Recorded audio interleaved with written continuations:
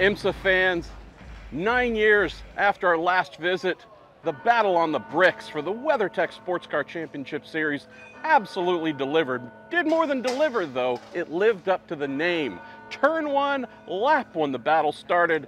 Sebastian Bourdais getting turned around in his Cadillac Racing, that 01 hybrid GTP car. BMW's in the mix. Meyershank Racing's Acura makes contact. Noses are broken, wheels are exposed, all kinds of mayhem. Carbon fiber on the ground. Time to go to a caution. And from there, for 2 hours and 40 minutes, the battling did not stop. Seemingly every class across all 5 of them, it felt like about half the cars got turned around, were on the grass, bodywork destroyed, wheels, tire, just mayhem, but the kind of mayhem that was rather entertaining. Wild start, as we mentioned. Luckily we got this from a variety of angles, and you can see that again, the very first few seconds of the TireRack.com battle on the bricks was absolutely delivering as expected. Talk about winning. What happened here? Porsche Penske Motorsports, front row lockout in qualifying. 3rd time Team Penske has done that. The first, the 1988 Indy 500. All 3 cars in the front row belonging to Roger Penske. The next time, 2017, here on the road course, IndyCar. And again here, this year, just now, IMSA's return, those Porsche Penske Motorsport Porsche 963 hybrid GTP cars locked out the front row. The number 7 was on pole, the sister car, the number 6, right next to it. How did we finish the race? We swapped that order. So the 6 won, congratulations to them. We're talking about a wonderful result for Nick Tandy and his teammate Mathieu Jaminet. They got Porsche's first victory with this 963 this year at Long Beach. So the 3rd win for the 963, very impressive. This track not only owned by Roger Penske, but we knew this was going to play to the Porsche 963's characteristics. Smooth, flowing, fast. That's where these cars really perform. It's exactly what we saw. We had a challenge in the middle of the race from Action Express Racing, the Cadillac Racing program. Pipo Derani, who's going to join us later and tell us about his day. He led the middle portion of the race and led it strong. A little bit of a brake lockup, gave it back. The reason he led, he's going to tell us about this rule that's been in the rule book, but we had no real reason to know about, but ended up starting back on the lead, taking over, running in front of those Porsches for a while. Slight mistake. Both Porsches got by and they took off. So congratulations to Porsche Penske Motorsport and the house that Roger owns. They couldn't ask for more. Everybody there with massive smiles. Let's go to LMP2, TDS Racing. All Oreca 07 Gibsons there. TDS doing wonderful work. Factory driver Mikkel Jensen, his teammate Steven Thomas as well. They came out ahead. A real hot battle throughout LMP2 all day long, but they came out in front. AWA, congratulations again. Winners in LMP3. Great drive by Wayne Boyd, Anthony Mantella, this Canadian team with Anthony as well representing the beloved Maple Leaf. Did a wonderful job. Leaving here though, LMP3, that Riley, that Robinson Racing team there in LMP3 just needs to take the start at Motul Petit Le Mans, the final race of the year, and they will be crowned champions of LMP3. Let's get into GTD Pro because it is the same exact story. Vassar Sullivan, Lexus, did everything they needed to do by finishing ahead of Corvette. They're going to go to Motul Petit Le Mans like their brothers at the Riley LMP3 team.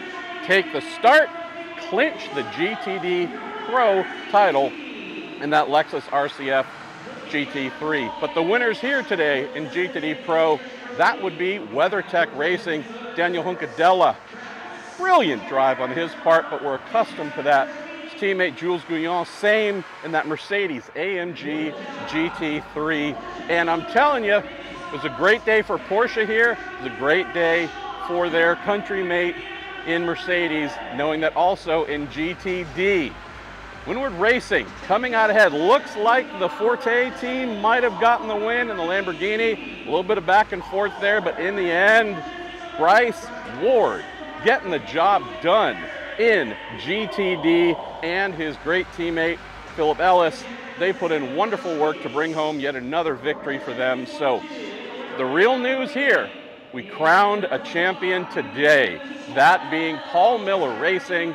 5 wins on the year, led for a while, looked like they could have gotten that victory today, didn't quite happen for them, but that beautiful BMW M4 GT3 driven by Brian Sellers, Madison Snow, champions. So, of the 5 WeatherTech Championship classes, one of them is signed, sealed, and delivered. Congratulations to Paul Miller Racing. The other 2 that we mentioned, we just got to take the start at Petit Le Mans. But the real fun here, when we get to Petit, 10 hours at Road Atlanta. In GTP, the top 3 are covered by 5 points. It is truly ridiculous. And as Pipo's going to tell us in a moment, we had a change. Wayne Taylor Racing with Andretti was leading with their Acura. They're leaving here at Indianapolis just slightly behind by a couple of points to that Action Express Cadillac. So there's still tons to play for. Only thing that's a little negative, if you're a fan of Meyershank Racing, they had a remote chance of recovering to win the championship. They needed to have a big day today. They did not. So mathematically, they might still be in contention, but realistically, they're no longer in the fight. Let's talk about LMP2 as well. Just like GTP, it's a really close battle, a really close fight. Stephen Thomas, Mikkel Jensen, they were sitting in 2nd place in points coming into this race. With their win, they're now properly in the mix with the crowd strike by APR entry and also Pier 1 Matheson. So just like GTP, LMP2 is going to be phenomenal when we get to this 10-hour season closer. That's the majority of what happened here at Indianapolis. Great crowd for Indy's return to sports car racing. Wonderful to see fans along the mounds, down here for the pre-grid and such, packed. The energy with all the fans behind telling us all day long how they loved being here, and it was amazing. Thank you for coming out. We'll hopefully look forward to seeing you here next year. We get to race into the dark, 6 hours at Indianapolis. But for now, we're getting ready to go to Petit Le Mans and farewell this amazing IMSA WeatherTech Championship season. IMSA fans, we have the amazing Pipo Derani, who just drove his heart out. This gorgeous number 31 Action Express Racing Wheel & Engineering Cadillac V-Series Type R. Tell me about this race where you didn't win, but good Lord, you gave those Porsches all the fight, and you're coming out of here with a championship lead going to the season finale. Well, first of all, what a pleasure to race here in Indianapolis. I think it made for a perfect IMSA race. Lots of things for the fans to watch, and for us in particular, a very difficult weekend, starting by missing FP1, which put us on catch-up the whole weekend.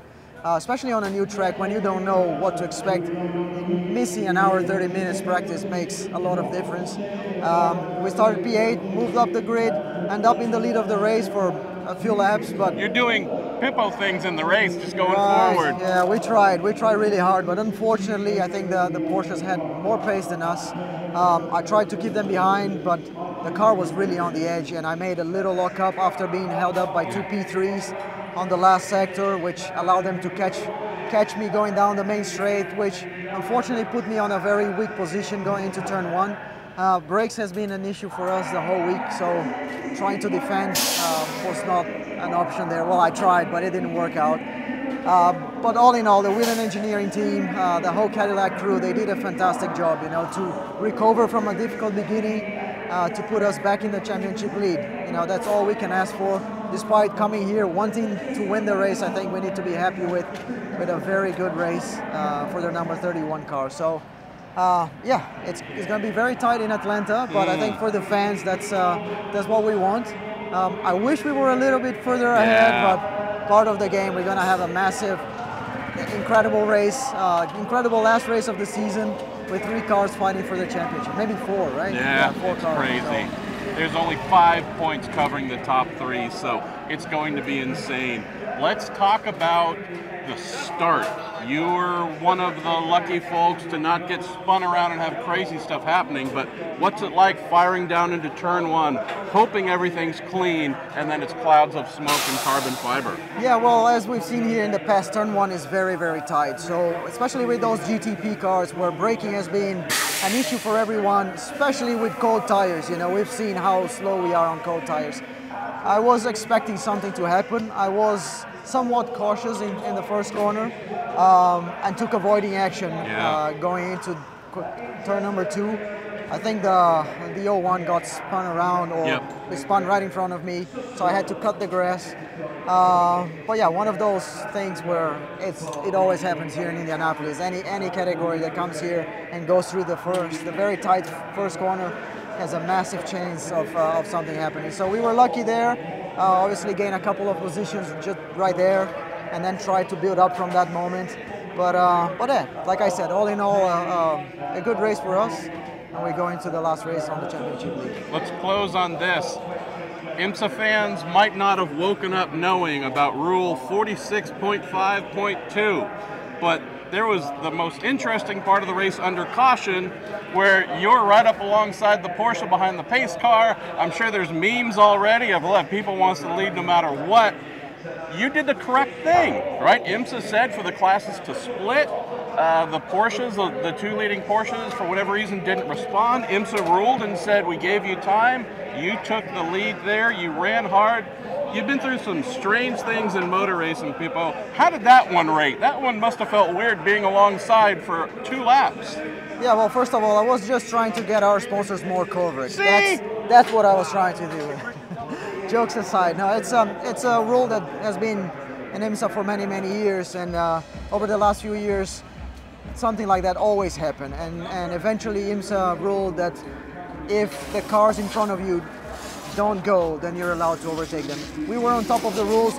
I tried going to overtake the 7. He kind of blocked me. I think he was giving the 6 a chance to go, and then obviously the 6 didn't go, and then I just went and obviously took the lead there.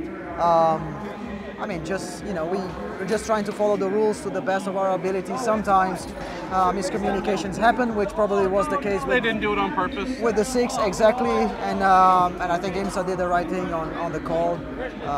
Like they said in the past, if the car in front of you don't go and you go, and you've given them enough time, then it is what it is, you take the lead. So that's what happened to us today.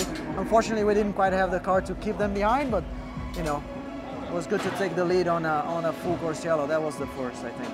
Definition of a recovery weekend. Missed that big opening practice session on Friday. Suffered as a result expectedly in qualifying.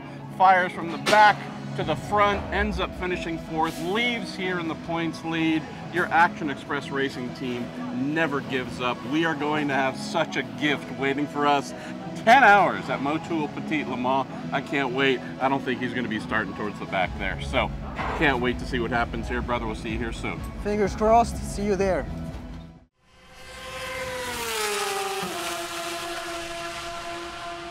Make sure you follow along with us on IMSA's official YouTube channel. Follow IMSA Racing on Instagram, Facebook, TikTok, and X. We're going to be doing some pretty cool stuff with some pretty cool people, some pretty cool race cars. Visit IMSA.com to hear the action called live and download the official IMSA app to follow the timing and scoring information as the sessions take place.